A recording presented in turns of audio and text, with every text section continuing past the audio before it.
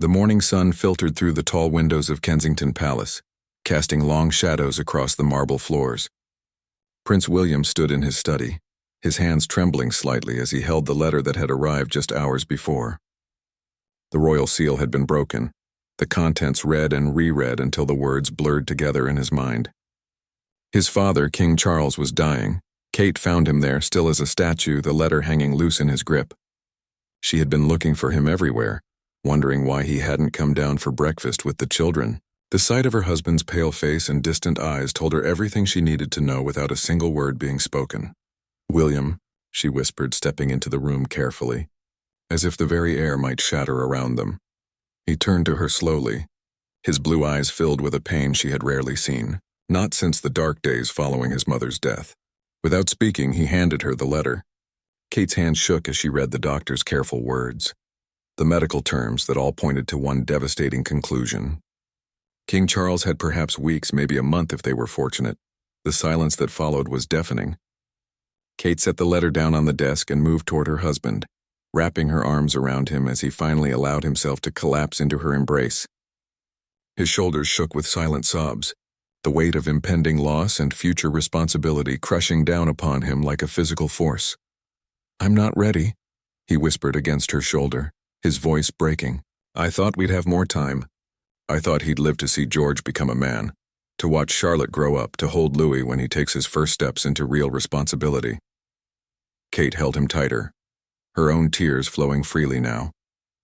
She had grown to love Charles deeply over the years, had seen past the public figure to the man who adored his grandchildren, and had found happiness with Camilla after so many years of duty before love. The thought of losing him felt like losing a father all over again, something she knew William was experiencing in the most profound way. "We'll face this together," she murmured, running her fingers through his hair, the way she had done countless times during their university days when the pressure of being second in line to the throne had seemed overwhelming. "Just like we always have." William pulled back to look at her, his eyes red but filled with gratitude. In Kate, he had found not just a wife but a true partner, someone who understood the impossible balance between private grief and public duty. She had stood beside him through every challenge, every moment when the weight of his birthright threatened to crush his spirit. "The children," he said suddenly, panic flashing across his features. "How do we tell them? George is old enough to understand what this means, but Charlotte and Louis—" Kate cupped his face in her hands, her thumbs wiping away the tears that continued to fall. "We tell them the truth gently. We help them understand that Grandpa is very sick, and we make sure they know how much he loves them. And when the time comes, we help them say goodbye." The thought of their children losing their grandfather, of having to explain death and duty, and the changing of everything they had known, seemed almost unbearable. But Kate's steady presence, her unwavering strength, gave William the anchor he needed to keep from drowning in his grief. They stood there for what felt like hours, holding each other in the morning light, both knowing that everything was about to change. William would soon be king, thrust into a role he had trained for his entire life but never truly wanted to assume so soon. Kate would become queen, taking on responsibilities that would transform not just her life but the lives of their children forever. "I keep thinking about the last time we spoke," William said quietly. "It was just last week, about George's school project on the monarchy. Father was so excited to help, so proud to share stories about the family history. He looked tired, but I thought it was just the usual demands of the crown." Kate remembered that evening well. Charles had called them. His voice animated as he described showing George old photographs and explaining the significance of various royal traditions. The joy in his voice as he talked about his grandson's enthusiasm had been infectious, even through the phone. "He's been the grandfather he never got to be as a father," William continued, his voice thick with emotion. "All those years when Harry and I were young, he was so consumed with duty, with learning to be king after Diana died. But with our children, he's been different, present, happy." The irony wasn't lost on either of them. Charles had finally found his footing as a monarch, had settled into the role that had been waiting for him his entire life, only to have it cut short by illness. He had found love with Camilla, had built bridges with his sons, had become the grandfather he had always wanted to be, and now it was all being taken away. A soft knock at the door interrupted their private moment. Maria, their longtime housekeeper, appeared with a gentle expression that suggested she understood the gravity of the situation. "Your Royal Highnesses," she said softly, "the children are asking for you. Prince George is wondering why breakfast was late, and Princess Charlotte is concerned that you both seem sad." William and Kate exchanged a look, both knowing that their private grief would now have to be carefully managed alongside their children's needs and the inevitable public scrutiny that would follow once the news became known. The weight of their roles, always present but often in the background, now pressed down upon them with renewed force. "We'll be right there," Kate replied, her voice steady despite the tears still glistening in her eyes. As they prepared to leave the study, William reached for Kate's hand, intertwining their fingers in a gesture that had become as natural as breathing over their years together. In that simple touch, in the warmth of her palm against his, he found the strength to face what was coming. Whatever lay ahead, they would meet it together just as they always had. The drive to Windsor Castle felt longer than usual, though William knew they had made the journey in record time. Kate sat beside him in the back of the royal car, her hand resting gently on his knee, offering silent comfort as they both stared out at the English countryside rushing past. The children had been left at Kensington Palace with their trusted nannies, spared for now from the heavy reality that awaited their parents. Charles had requested to see them privately before the official meetings began. Before the machinery of constitutional change started its inevitable motion, William's stomach churned as they passed through the castle gates, memories of childhood visits flooding back when these stone walls had seemed magical, rather than imposing, when his father had been an immortal figure rather than a man facing his mortality. They found Charles in the oak drawing room, seated in his favorite chair by the window that overlooked the gardens Diana had once loved to walk in. The sight of him shocked William more than the letter had. In just the few weeks since their last visit, his father seemed to have aged years. His face was gaunt, his once strong frame diminished, but his eyes still held the warmth and intelligence that had guided the monarchy through turbulent times. "William, Catherine," Charles said, attempting to rise before William quickly moved to embrace him, feeling how fragile his father had become beneath his carefully pressed suit. "Please don't get up," Kate said softly, settling into the chair beside him, while William took his place on the small sofa across from them. The formality that usually characterized their meetings had evaporated, replaced by the raw intimacy of a family facing an ending. "I suppose you've read the doctor's reports," Charles said with a weak smile that didn't quite reach his eyes. "Rather grim reading, I'm afraid." William struggled to find words, his throat tight with unshed tears. How did one respond to such an understated admission of approaching death? How did a son tell his father that the thought of losing him felt like losing the very foundation of everything he understood about the world? Kate, sensing his struggle, leaned forward slightly. "We're here for whatever you need, Charles. For whatever the family needs." Charles's expression softened as he looked at his daughter-in-law, the woman who had brought such stability and grace to his son's life. "You know, Catherine, when William first brought you home, I saw something in his eyes I hadn't seen since he was a boy. Peace. You gave him that, and for that I will be eternally grateful." The weight of impending loss hung heavy in the room, but Charles seemed determined to use their time together for more than grief. He reached for a leather portfolio on the side table, his movements careful and deliberate.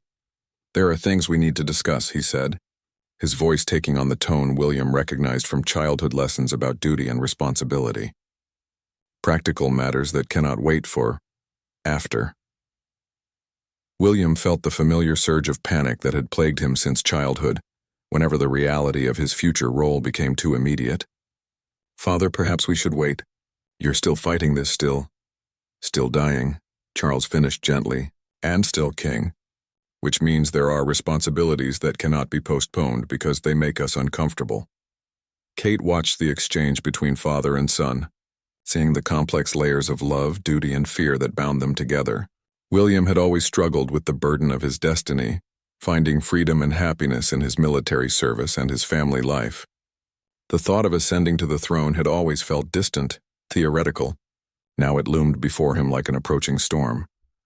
"The transition plans have been updated," Charles continued, opening the portfolio to reveal documents that would reshape the monarchy. "Prime Minister and I have reviewed everything. The coronation can be simplified given the circumstances, though tradition still requires certain elements. I'm not ready, William said quietly, the words escaping before he could stop them. I know I should be. I know I've trained for this my entire life, but I'm not ready to lose you and I'm not ready to be king. Charles set down the papers and looked at his eldest son with eyes full of understanding. Do you think I was ready when your grandmother died? Do you think any of us are ever truly ready for the weight of the crown? The question hung in the air, and William thought of his grandmother, Queen Elizabeth, who had become monarch at 25 after her father's unexpected death. She had reigned for 70 years, had seen the world transform beyond recognition, had carried the burden of the crown with a grace that seemed almost superhuman. She used to tell me, Charles continued, that being ready wasn't the point. Being willing was what mattered. Being willing to serve, to sacrifice, to put the needs of the nation before your own desires. Kate reached across the space between them and took Charles's hand, her touch gentle and warm. You've shown William what that means through your example. He's more ready than he realizes. Charles squeezed her hand gratefully, then turned back to his son. You have something I didn't have when I took the throne, William. You have Catherine. You have a partner who understands the role, who has proven herself capable of bearing the weight of public scrutiny and private sacrifice. William looked at his wife, seeing her through his father's eyes. Kate had indeed transformed from the shy university student he had fallen in love with into a woman of remarkable strength and grace. She had navigated the complexities of royal life with a steadiness that had surprised even the most skeptical observers. The children, William said, voicing one of his deepest fears. George is so young to be heir. Charlotte and Louis will grow up with all of this changed, with me as king instead of grandfather's generation leading the way. Children adapt more easily than we imagine, Charles replied, and they will have you both to guide them, just as you'll have each other. The institution survives because families within it support one another. As if summoned by their thoughts of family, Camilla appeared in the doorway, her expression a mixture of sadness and determined strength. She had been Charles's anchor through his reign, had faced public skepticism and private challenges with a dignity that had eventually won over even her harshest critics. I'm sorry to interrupt, she said softly, but the Prime Minister has arrived for your meeting. The reminder of official duties brought them back to the present reality. Soon the carefully choreographed process of constitutional change would begin. Parliamentary leaders would be briefed, Commonwealth governors would be notified, and the public would learn that their king was dying. Charles struggled to his feet, and this time William and Kate both rose to help him, their hands supporting him as he found his balance. In that moment, William felt the symbolic transfer beginning, the gradual shifting of responsibility from father to son that had been inevitable since his birth. Remember, Charles said, his voice stronger now despite his physical frailty, the crown is not a burden to be endured but a privilege to be embraced. You will serve the people well, William. I have no doubt of that.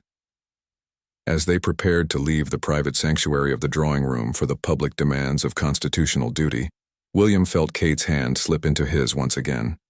Her touch reminded him that whatever challenges lay ahead, whatever grief and responsibility awaited them, they would face it together, united in love and strengthened by the foundation they had built together over the years.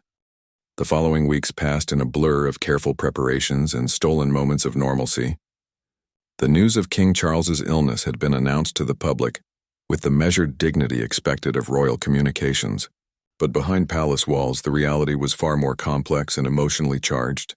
William and Kate found themselves navigating an impossible balance between public duty and private grief, all while trying to maintain some semblance of normal life for their children. George, at 10 years old, had taken the news with a maturity that both amazed and broke his parents' hearts. He had asked thoughtful questions about what would happen to Grandpa, what it meant for their family, and whether he would still be able to visit the horses at Balmoral. Charlotte, 7 and spirited, had initially been more concerned about whether Grandpa Charles would still be able to attend her school play.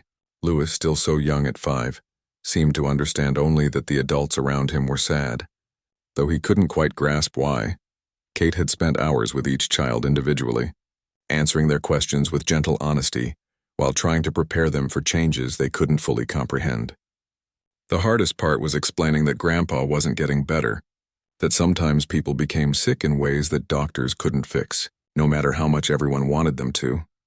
"Will Daddy become king like Grandpa?" George had asked one evening as Kate tucked him into bed, his voice small and uncertain. "Yes, sweetheart," Kate had replied, sitting on the edge of his bed and smoothing his hair. "When Grandpa goes to heaven, Daddy will become king, and that means our lives will change a bit. But you'll still be our George, and we'll still be a family who loves each other very much." "But I don't want Grandpa to go to heaven yet," George had whispered, tears glistening in his eyes. "I know, my love. None of us do." Meanwhile, William was struggling with his own preparations for a role he had never wanted to assume so soon. The meetings with constitutional experts, private secretaries, and government officials seemed endless. Every detail of the transition had to be planned with precision, from the moment of Charles's death through the coronation that would follow months later. The most difficult conversations were with Charles himself. Despite his weakening condition, the king insisted on personally briefing his son on matters of state, sharing insights and wisdom accumulated over years of careful study and experience. These sessions took place in Charles's private study at Clarence House, where father and son could speak freely without the formality that usually surrounded royal business. "The Commonwealth leaders will test you early," Charles had warned during one such meeting, his voice hoarse but determined. "Not maliciously, but they need to understand your approach, your priorities. Canada and Australia in particular will be watching how you handle your first major decisions." William absorbed every word, taking notes in a leather journal that had belonged to his grandmother. The weight of inherited responsibility pressed down on him constantly now, the realization that soon he would be making decisions that affected millions of people across the globe. Kate often joined these sessions, her presence both comforting to William and valuable in its own right. Charles had come to rely on her judgment and insight, recognizing that she brought a perspective shaped by her years of public service and her deep understanding of modern Britain. The monarchy's relevance depends on its ability to evolve while maintaining its essential character, Charles had told them both one afternoon. "Catherine, your connection to ordinary people, your ability to make the institution feel accessible and relatable, that will be crucial in the years ahead."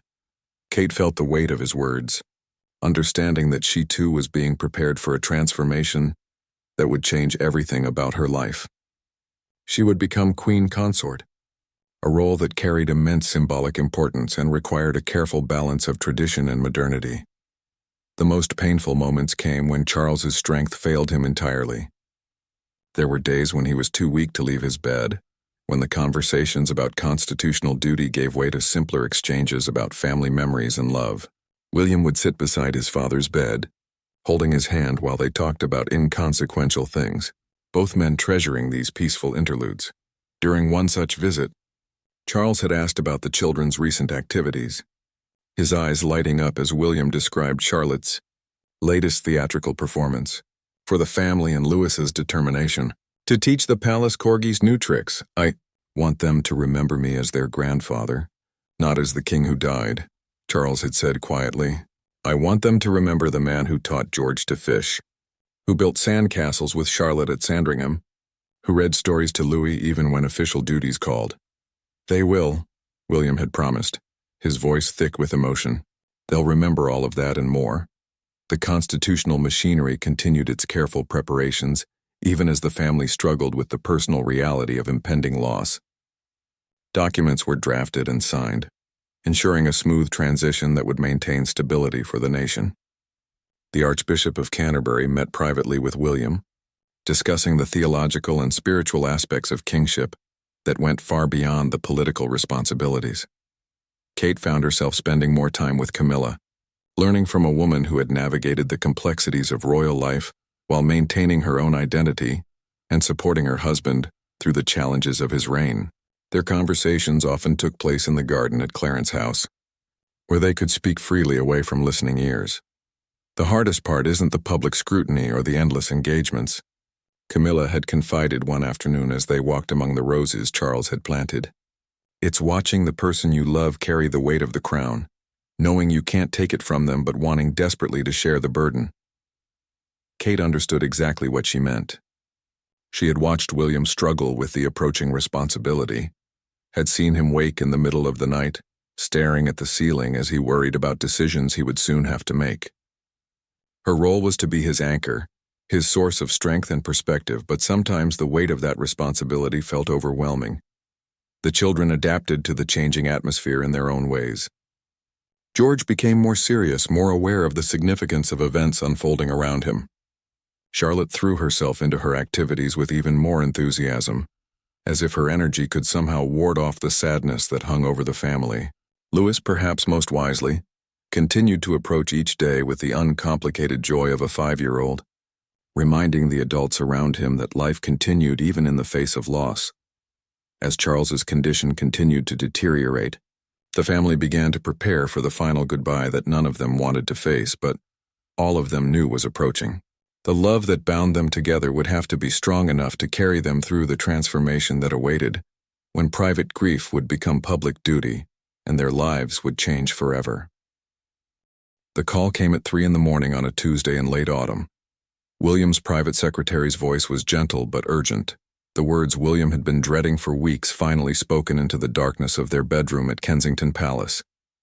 King Charles was dying, and the family was being summoned to Balmoral immediately. Kate was already awake beside him, had felt him tense the moment the phone rang.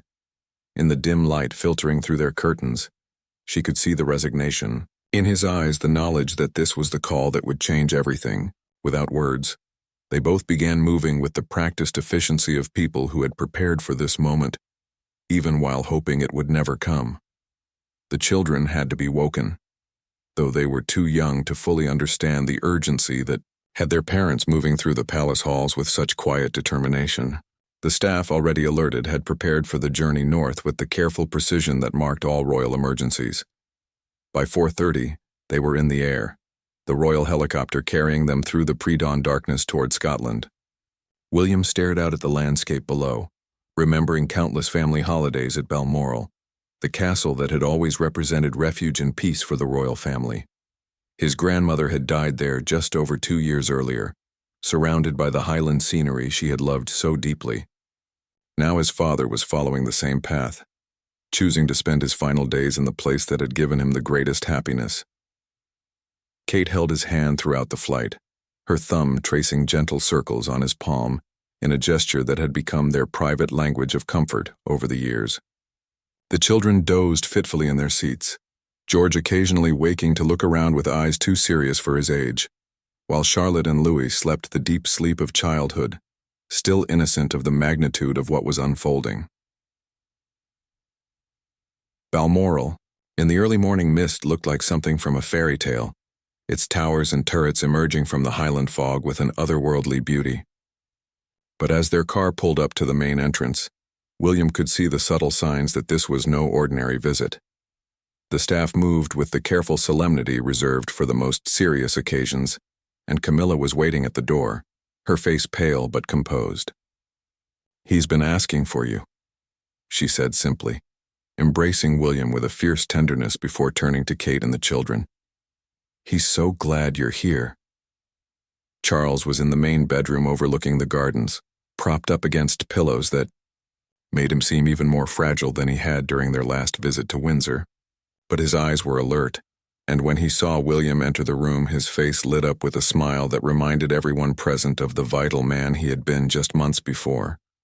"My dear boy," he said, his voice barely above a whisper but filled with warmth. "And Catherine, how beautiful you look, and my precious grandchildren." The next hours passed in a mixture of profound sadness and unexpected grace. Charles insisted on spending individual time with each of his grandchildren, creating final memories that they would carry with them long after he was gone. He told George stories about the kings who had come before, helping the boy understand the weight and honor of the legacy he would one day inherit. With Charlotte, he looked through photo albums filled with pictures of their times together, laughing softly at images of her theatrical performances and her determined attempts to teach him to dance. Louis, too young for deep conversations, simply curled up beside his grandfather's bed, content to be close to the man who had always made him feel special. As evening approached, Charles asked to speak privately with William and Kate. The room was filled with the golden light of the Scottish sunset, painting everything in warm hues that seemed to soften the harsh reality of the situation. "I need you both to know how proud I am," Charles began, his words careful but clear.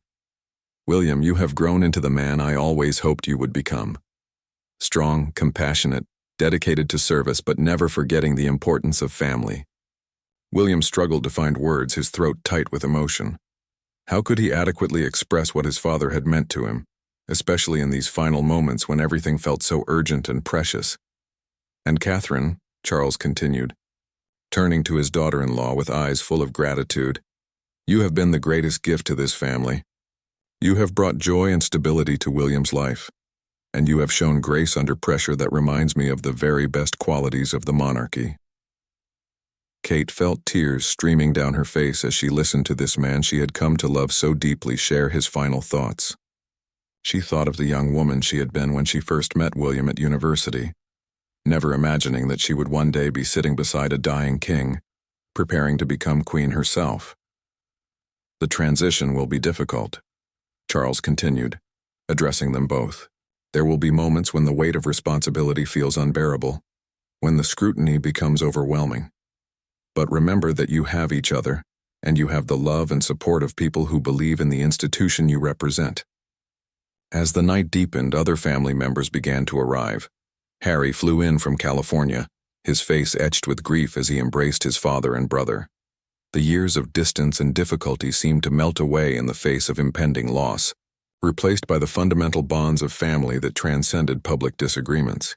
Anne and Edward came with their families, filling the castle with the quiet presence of people saying goodbye. The Archbishop of Canterbury arrived to offer spiritual comfort, and the Prime Minister called to express the nation's prayers and support during this difficult time. But through it all, Charles remained focused on his family, using what strength he had left to ensure that his final words and gestures would provide comfort and guidance for those he was leaving behind. He spoke quietly with William about the challenges of kingship, sharing insights that could only come from someone who had carried the crown and understood its true weight. In the early hours of the morning, as dawn broke over the Scottish Highlands, Charles slipped away peacefully in his sleep, surrounded by the people who loved him most. William was holding his father's hand when the breathing stopped. Kate's arm around his shoulders, providing the support he needed to face the moment when he became king. The silence that followed was profound, broken only by the gentle sound of Camilla's quiet tears and the whispered prayers of the Archbishop. Outside, the Highland morning was beautiful and serene, as if nature itself was paying tribute to the man who had loved this place so deeply. William looked down at his father's peaceful face, feeling the full weight of his inheritance settling on his shoulders. He was no longer the Duke of Cambridge or the heir to the throne. He was King William the sovereign of the United Kingdom and the Commonwealth realms, protector of the faith and servant of his people. Kate's hand found his in the growing light of the new day, her touch reminding him that while everything had changed, the love they shared remained constant. Together, they would face whatever came next, carrying forward the legacy of service and duty that Charles had embodied throughout his reign. The transformation was instantaneous and absolute. The moment Charles drew his last breath, William ceased to be a prince and became a king, though the full weight of that change wouldn't truly settle upon him until the formal proclamation ceremonies began. In the immediate aftermath of his father's death, however, there was only grief and the strange, suspended quality of time that follows the loss of someone deeply loved.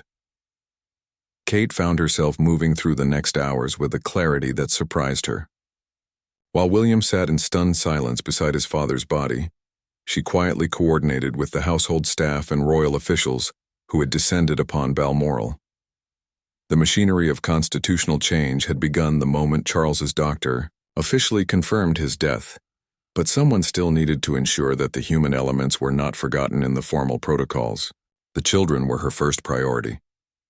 George, Charlotte, and Louis had been sleeping when their grandfather passed, and the decision of how and when to tell them weighed heavily on both William and Kate. They chose to wait until the morning was fully established, gathering the children in the same sitting room where Charles had shared so many happy moments with them over the years. "Children," Kate began gently, her voice steady despite the tears she had been holding back. "We need to tell you something very sad. Grandpa Charles went to heaven during the night. George's face crumpled immediately, his 10-year-old composure finally breaking as he realized what this meant. Charlotte looked confused at first, then began to cry as she understood that she would never see her grandfather again. Louis, still too young to fully grasp the permanence of death, simply asked when Grandpa would come back from heaven. William, who had been struggling to find words, pulled all 3 children close to him on the sofa. "Grandpa isn't coming back, Louis," he said softly, his voice thick with emotion.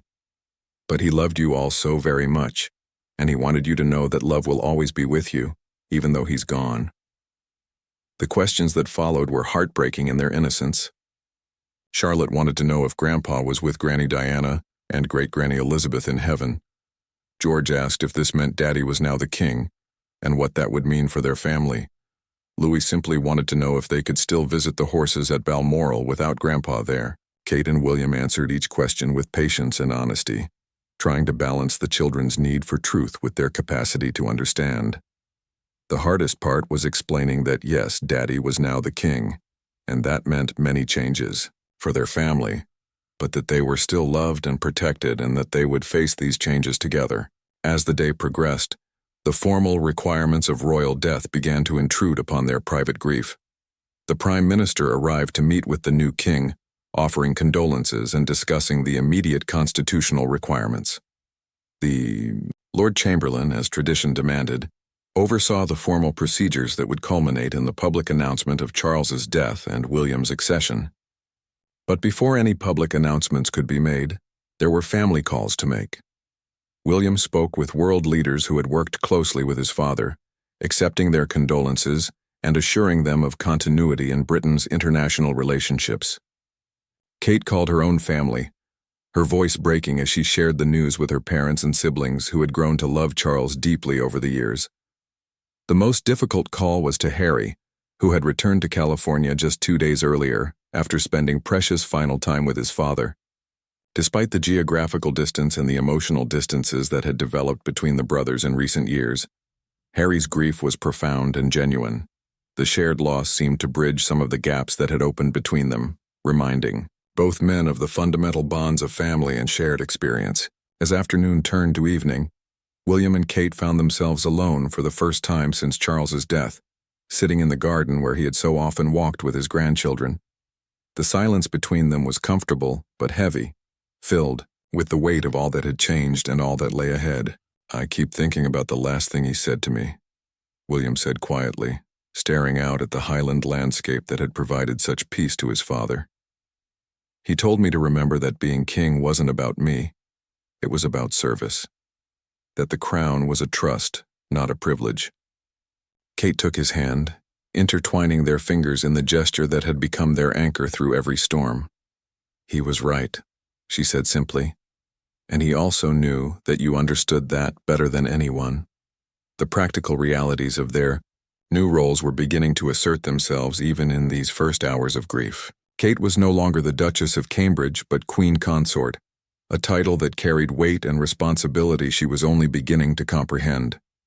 The children were no longer simply the grandchildren of the king, but the offspring of the monarch himself, with George now heir to the throne at the impossibly young age of 10. "How do we protect them from all of this?" William asked, voicing the fear that had been growing in his mind since the moment his father died. "How do we give them anything resembling a normal childhood when George is now heir apparent, and everything we do will be scrutinized even more intensely?" Kate considered the question carefully, thinking of her own children but also of William's experiences growing up in the spotlight after his mother's death. "We do what Charles did for you and Harry," she said finally. "We create spaces of normalcy within the extraordinary. We show them that duty and love can coexist, that service to others is a privilege even when it's difficult." The evening news that night carried the formal announcement of King Charles III's death and the accession of King William III.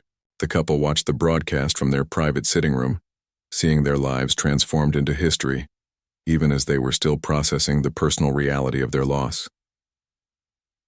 The BBC newsreader's solemn tones filled the room as archive footage of Charles played, showing highlights of his reign and his dedication to environmental causes, architectural preservation, and interfaith dialogue.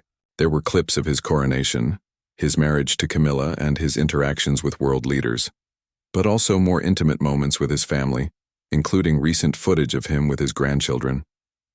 "He had a good reign," Kate said softly, as they watched footage of Charles planting trees with environmental activists, his passion for sustainability evident in every gesture. "He made a difference." William nodded, feeling the truth of that statement even through his grief. His father had indeed been a good king, had brought dignity and purpose to the role while modernizing the monarchy for a new century. Now it was William's turn to carry that legacy forward, to build upon what Charles had established while meeting the challenges of his own era. As the formal announcements concluded and the couple prepared for bed in rooms that would soon be left behind for the grander accommodations that came with their new roles, Kate paused to look out at the Scottish countryside one more time. Tomorrow would bring the beginning of their new life as king and queen consort, with all the ceremony and responsibility that entailed. But tonight, they were simply a husband and wife grieving the loss of a beloved father and grandfather, holding each other close as they prepared to face a future that would demand everything of them, while hoping that their love would be strong enough to carry them through whatever challenges lay ahead. The last thing William saw before sleep finally claimed him was Kate's face in the moonlight streaming through their window, peaceful despite the tears that had dried on her cheeks. In her steady presence, in the warmth of her hand in his, he found the courage to believe that perhaps he could be the king his father had raised him to be, and that together they could honor Charles's memory while building a monarchy worthy of the people they would serve. 6 months had passed since that devastating morning at Balmoral, and the weight of the crown had settled upon William's shoulders with a heaviness he had never fully anticipated. The coronation had taken place on a crisp spring day at Westminster Abbey, watched by millions around the world who witnessed the transformation of the grieving son into King William Vere. Kate had stood beside him throughout the ancient ceremony, her own crown placed upon her head as she became Queen Catherine, their children watching from the front row with expressions of awe and uncertainty. Now, on a quiet Sunday afternoon at Windsor Castle, the family had gathered for what had become a cherished weekly tradition. The formal staterooms stood empty while the royal family claimed the smaller, more intimate spaces that Charles had preferred for family gatherings. The children's laughter echoed through the corridors as they played in the gardens, their joy a reminder that life continued even in the shadow of profound loss. William stood in his father's former study, now his own, surrounded by the books and artifacts that Charles had collected over his lifetime. The room still smelled faintly of the herbal tea his father had favored, and sometimes William could almost hear his voice offering guidance on the countless decisions that came with ruling a constitutional monarchy in the 21st century. "You're brooding again," Kate said softly from the doorway, her ability to read his moods as precise now as it had been during their university days. William turned to her with a smile that didn't quite reach his eyes. "Just thinking about a conversation I had with the Prime Minister yesterday. The challenges seem to multiply rather than diminish with time." Kate moved into the room, her presence immediately bringing warmth to the space. She had adapted to her role as queen consort, with a grace that continued to amaze those around her, finding ways to honor tradition while bringing her own authentic voice to the ancient institution. Her charitable work had expanded to address issues close to her heart, and her natural warmth with people from all walks of life had helped modernize the monarchy's public image. "Your father used to say that the questions never get easier. You just get better at living with the uncertainty," she reminded him, settling into the chair beside his desk where she had spent countless hours over the past months, serving as his closest advisor and most trusted confidant. Through the tall windows, they could see their children playing in the garden that Charles had redesigned to be more environmentally sustainable. George, now 11, was teaching his younger siblings a game that involved careful observation of the birds that frequented the feeders their grandfather had installed. The sight of him taking responsibility for Charlotte and Louis's entertainment reminded William of his own childhood, when duty and play had been carefully balanced under his father's watchful eye. "I had lunch with the Archbishop yesterday," William said, his voice thoughtful. "He mentioned something that's been staying with me. He said that grief doesn't end, but it transforms, that the pain of loss eventually becomes something different, a kind of presence rather than an absence." Kate nodded, understanding immediately what he meant. The acute agony of those first weeks after Charles's death had indeed evolved into something more manageable, though no less profound. They had learned to carry their love for him alongside their sorrow, finding ways to honor his memory through their service and their commitment to the values he had embodied. "I see him in George sometimes," Kate said quietly, watching their eldest son demonstrate proper bird-watching technique to his siblings. "The way George considers things so carefully before speaking, the way he feels responsible for others even when he doesn't need to be." William followed her gaze, seeing the truth in her observation. George had indeed inherited something of his grandfather's thoughtful nature, though he still possessed the natural joy of childhood that Charles had fought to preserve in him. The boy's understanding of his eventual destiny as heir to the throne had deepened since his grandfather's death, but he approached it with a maturity that both impressed and concerned his parents. Charlotte came running toward the window then, her dress grass-stained and her hair escaping from its carefully arranged style, every inch the spirited princess who refused to be confined by expectations of royal propriety. Behind her, Louis followed with the determined stride of a 6-year-old who was absolutely certain he could keep up with his older siblings in any adventure they devised. "They're so much like we were at their age," Kate observed, remembering her own childhood spent largely outdoors, free from the weight of royal protocol. "I want them to hold on to that joy, even as they learn what their roles will require of them."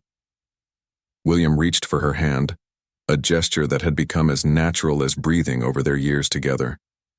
"We'll make sure they do. That's perhaps the greatest gift we can give them, the knowledge that duty and happiness aren't mutually exclusive." The conversation was interrupted by a gentle knock at the door. William's private secretary appeared, carrying the red dispatch boxes that followed him everywhere, filled with documents requiring the king's attention. Even on Sunday afternoons, the business of governing continued, though William had learned to carve out protected time for family whenever possible. "I'm sorry to interrupt, Your Majesty," the secretary said respectfully, "but there are several urgent matters requiring your review before tomorrow's meeting with the cabinet." William nodded, accepting the boxes with the resigned grace he had developed over the months since his accession. The constant stream of decisions, from matters of state policy to constitutional questions, had initially felt overwhelming. But gradually, with Kate's support and the wisdom of experienced advisors, he had found his footing in the role that had been his destiny since birth. "I'll review these after dinner," he said, setting the boxes aside for now. "Family time is sacred, especially on Sundays." As the secretary withdrew, Kate smiled at her husband's assertion of priorities. Charles had taught them both that the monarchy's strength came not just from fulfilling constitutional duties, but from maintaining the human connections that gave those duties meaning. The royal family's ability to represent continuity and stability depended on their own stability as people who loved and supported each other through all challenges. Later that evening, after the children had been tucked into bed with stories and kisses, William and Kate found themselves alone in the garden where Charles had spent so many peaceful hours. The late spring air was soft and fragrant with the scent of the flowers he had planted, and the memorial garden they had created in his honor was beginning to bloom with the first roses of the season.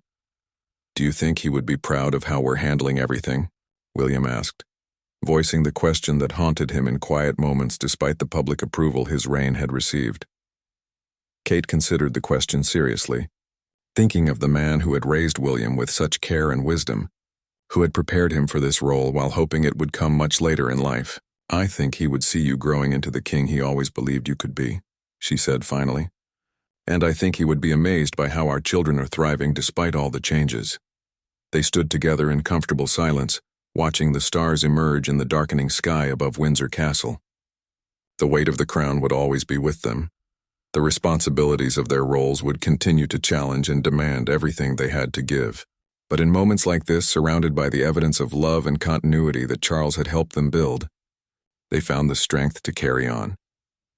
William thought of his father's final words about service and sacrifice, about the privilege inherent in bearing responsibility for others' welfare. In Kate's steady presence, in their children's laughter, in the knowledge that they were part of something larger than themselves, he found the courage to believe that perhaps love really was strong enough to bear any burden, even the weight of a crown. The future stretched ahead of them, full of unknowns and challenges, but also rich with possibility. Together, They would write the next chapter of their family's story, honoring the past while building something worthy of the trust placed in them by the people they served. And in the end, that service was itself a form of love, a way of giving meaning to loss and finding purpose in the midst of grief.